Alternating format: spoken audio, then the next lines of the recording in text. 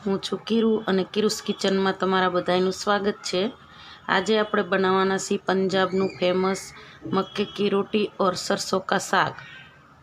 તો એની માટે છે ને આપણે આ સરસોની ભાજી લીધી છે, જે આ રીતની હોય છે। માર્કેટમાં આપણને મળી જશે, કોઈ જગ્યાએ નહીં મળતી। એટલે જો એના પાન આ રીતના હોય, આવી રીતે લાંબી લાંબી એની ડંડી હોય, જાડી જાડી, અને વધારે પડતો આનો જ ઉપયોગ કરવાનો છે। પાન તો લેવાના જ છે, પણ આને કાઢી નથી નાખવાની, આનો જ ઉપયોગ કરવાનો જાજો। અને આ મેં છે ને પાલક લીધી છે 250 ગ્રામ, અને 2 થી 4 મૂળાના પત્તા લીધા છે, જે મારી પાસે હતા એટલે મેં લઈ લીધા છે। તો ચાલો સૌથી પહેલાં આપણે આનું કટિંગ કરી લઈશું।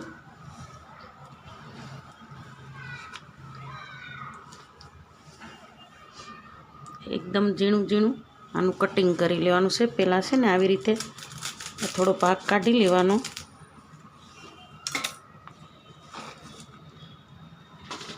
અને પછી આવી રીતે આમ બધું ભેગું રાખીને એકદમ ઝીણું ઝીણું આનું કટિંગ કરી લેવાનું આ રીતને।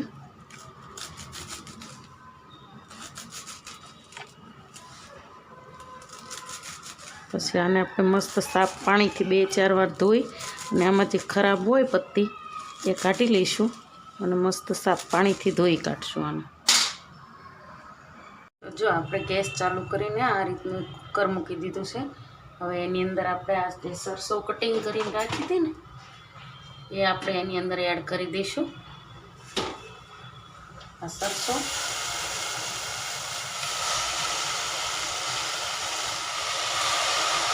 ને પાલક, સરસો અને મૂળાના પાન ત્રણેય વસ્તુ એકી સાથે કટિંગ કરી નાખી છે, અને સરસ 2 થી 4 પાણી અમે ધોઈ કાઢીશું।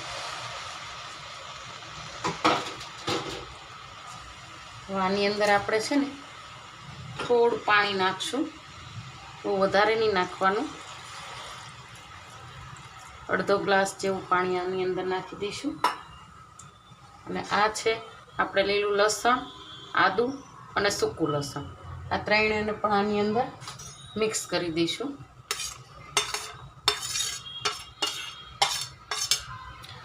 અને હવે આપણે આને ઢાંકણ બંધ કરીને 1 થી 2 સીટી લગાવી લઈશું।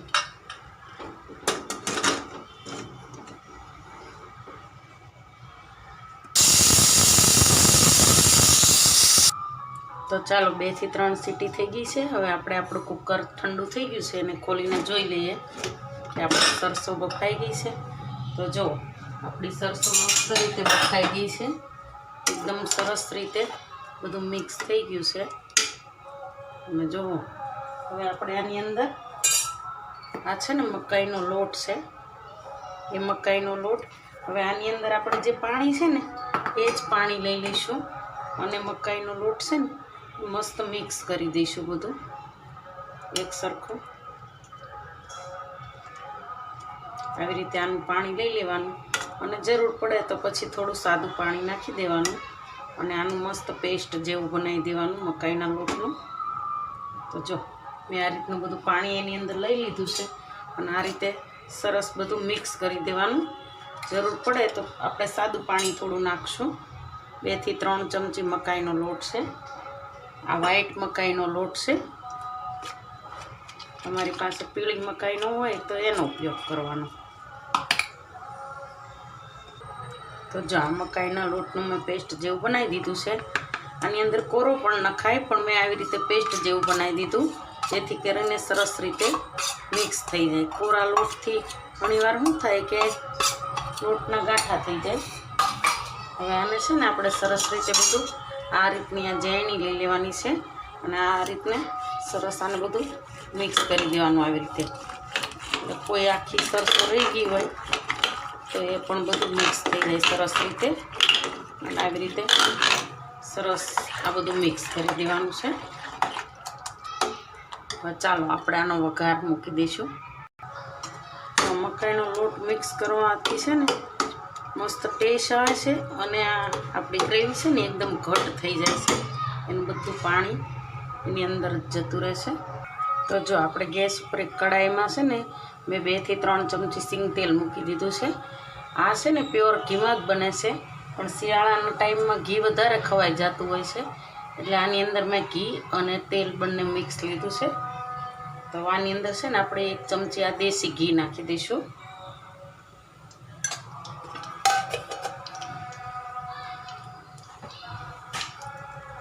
આપણું ઘી ગરમ થઈ જાય એટલે એની અંદર આપણે પેલા 2 સૂકા મરચાં નાખી દઈશું. પછી આ 2 લીલા મરચાં નાખી દઈશું.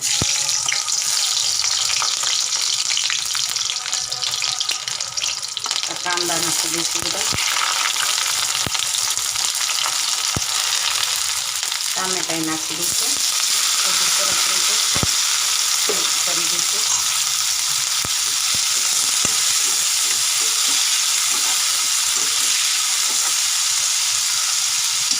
આ છે સૂકું લસણ.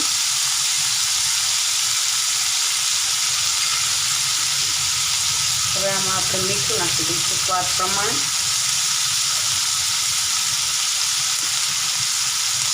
તો આ બધી વસ્તુને છે ને આપણે થોડી વાર માટે ઢાંકીને સરસ ચડી જવા દઈશું. તો જો 2 થી 3 મિનિટમાં આપણા કાંદા ટમેટા મસ્ત ચડી ગયા છે. હવે આપણે આની અંદર બધા મસાલા નાખી દઈશું. હળદર પાવડર, લાલ મરચું પાવડર, ધાણા જીરું, અને આ બધું સરસ રીતે મિક્સ કરી દઈશું. આની અંદર બીજા કોઈ મસાલા નાખવાના નથી હોતા.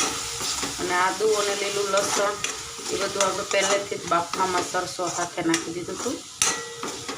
મીઠું પણ આપણે પહેલાં નાખી દીધું હતું. તો આ બધું સરસ રીતે ચડી જાય, મસ્ત મસાલા મિક્સ થઈ જાય. 1 મિનિટ માટે આપણે થવા દઈશું, જેથી બધા મસાલા મિક્સ થઈ જાય સરસ. અને હવે આપણે આની અંદર જે આ બાફીને રાખેલી સરસો હતી એ નાખી દઈશું. એ પણ સરસ રીતે બધી બફાઈને મસ્ત થઈ ગઈ છે.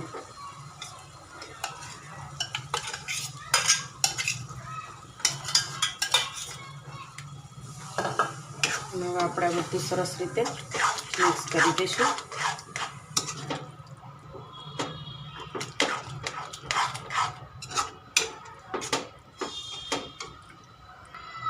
તો જો આપણી સરસોની ભાજી બનીને તૈયાર થઈ ગઈ છે. અને આ છે ને શિયાળામાં બહુ ગુણકારી હોય છે, એટલે એકાદ વાર બનાવીને ખાવી જોઈએ. તો આપણી ભાજી હવે બનીને સરસોની તૈયાર થઈ ગઈ છે. હવે આપણે છે ને મકાઈનો રોટલો બનાવી દઈશું. તો આને સાઈડ ઉપર લઈ લઈશું અને મકાઈનો રોટલો બનાવી દઈશું. મેં આ રીતની એક માટીની તાવડી મૂકી દીધી છે ગેસ ઉપર. એ ગરમ થાય ત્યાં સુધી આપણે લોટ મિક્સ કરીને રોટલો બનાવી દઈશું. તો જો મેં એક મોટા વાસણમાં મકાઈનો લોટ લઈ લીધો છે. એની અંદર ફક્ત મીઠું જ નાખવાનું છે સ્વાદ પ્રમાણે. અને આની અંદર છે ને થોડું પાણી મિક્સ કરીને આનો મસ્ત કડક લોટ બાંધવાનો. આની અંદર મેં કોઈ બીજો લોટ મિક્સ નથી કર્યો, ફક્ત ને ફક્ત મકાઈનો લોટ જ વાપર્યો છે, બીજો કોઈ લોટ નથી વાપર્યો. અને આ વ્હાઈટ મકાઈનો લોટ છે. તમારી પાસે પીળી મકાઈ હોય તો તમે એનો પણ બનાવી શકો. જો આ રીતને છે ને બધો લોટ મિક્સ કરી દેવાનો અને સરસ એકદમ સ્મૂથ લોટ તૈયાર કરી દેવાનો. જેવો આપણે પરાઠાનો બાંધતા હોય ને એવી રીતે કરી દેવાનો લોટ. બાજરીના લોટનો રોટલો આપણે બનાવીએ ત્યારે જેવો લોટ રાખીએ ને એનાથી થોડો ઢીલો લોટ રાખવાનો, એટલે આપણો રોટલો ફાટે નહીં. તો જો આપણો આ મકાઈનો લોટ સરસ એકદમ બંધાઈ ગયો છે. હવે આમાંથી આપણે અડધો લોટ લેવાનો છે, બધો નથી લેવાનો. અને આ રીતને સરસ છે ને આવી રીતે આમ ગોળ ગોળ કરી દેવાનું, લાડવા જેવું. આવી રીતે સરસ. પછી છે ને આપણે આ રીતે પ્લાસ્ટિક લઈ લેવાનું છે. આ પ્લાસ્ટિક આ રીતે લઈ લેવાનું. જો તમે નીચે પાટલી રાખવા માગતા હોય તો રાખવાની, નકર પછી આ રીતે પ્લેટફોર્મ ઉપર એક પ્લાસ્ટિક મૂકી દેવાનું. અને આને છે ને આવી રીતે રાખી અને આ હથેળીની મદદથી આવી રીતે આમ ધીમે ધીમે આવી રીતે ગોળ ગોળ કરતો જવાનું. થોડી જ વારમાં તમે જોશો કે આપણો એકદમ મોટો રોટલો મકાઈનો બનીને તૈયાર થઈ જશે. પછી થોડી વાર આવી રીતે આંગળાથી આવી રીતે આમ કરવાનું અને આપણને એવું લાગે કે આ કિનારી થોડી છૂટી થાય છે તો એને છે ને આવી રીતે થોડો પાણીવાળો હાથ કરી અને આવી રીતે આમ કરતું જવાનું. એટલે આપણે એકલો મકાઈનો લોટ હશે તો પણ આપણો રોટલો બહુ સરસ બનશે, એકદમ મસ્ત રોટલો બનશે. તો જો આ રીતે હથેળીની મદદથી તમે થોડી વાર માટે આવી રીતે આમ કરશો ને એટલે એકદમ મોટો રોટલો આપણો બની જશે. પછી થોડો વચ્ચેથી આમ કરતો જવાનો એટલે તમે જોશો કે એકદમ સરસ મોટો આપણો રોટલો બનીને તૈયાર થઈ ગયો છે. તો જો એક જ મિનિટમાં આપણો રોટલો એકદમ સરસ બનીને મોટો થઈ ગયો છે અને આપણી તાવડી પણ તપી ગઈ છે. તો ચાલો આપણે હવે તાવડીમાં લઈ લઈશું. તો જો આપણી તાવડી પણ તપીને તૈયાર થઈ ગઈ છે. તો હવે જે આપણે આ રોટલો બનાવ્યો હતો ને એને આ રીતે હાથમાં લઈ લેવાનો, આવી રીતે આમ હાથમાં લઈ લેવાનું અને આ પ્લાસ્ટિક ધીમેરીને આમ લઈ લેવાનું અને સરસ રીતે આવી રીતે આમ તાવડીની અંદર મૂકી દેવાનું. એટલે આપણો કોઈ પણ વસ્તુ મિક્સ કર્યા વગર પણ આપણો રોટલો એકદમ સરસ બનીને તૈયાર થઈ જશે. તો જો એક બાજુથી આપણો રોટલો ચડી ગયો છે તો આપણે એને પલટાવી દઈશું આવી રીતે આમ તમે ધીમે રહી. તો જો સરસ આપણો રોટલો એક બાજુથી શેકાઈ ગયો છે. હવે એને આપણે બધી બાજુથી શેકી લઈશું. તો જો આપણો આ બાજુથી પણ રોટલો શેકાઈ ગયો છે. હવે એને આવી રીતે પલટાવી દઈશું અને થોડો ગેસ ધીમો કરી દઈશું જેથી વચ્ચે એની સરસ રીતે ચડી જાય. અને થોડું આવું 2-4 ટીપા પાણી લઈ લેવાનું હાથમાં અને આવી રીતે છે ને આની ઉપર લગાવી દેવાનું એટલે આપણો રોટલો એકદમ ફૂલીને સરસ થઈ જશે.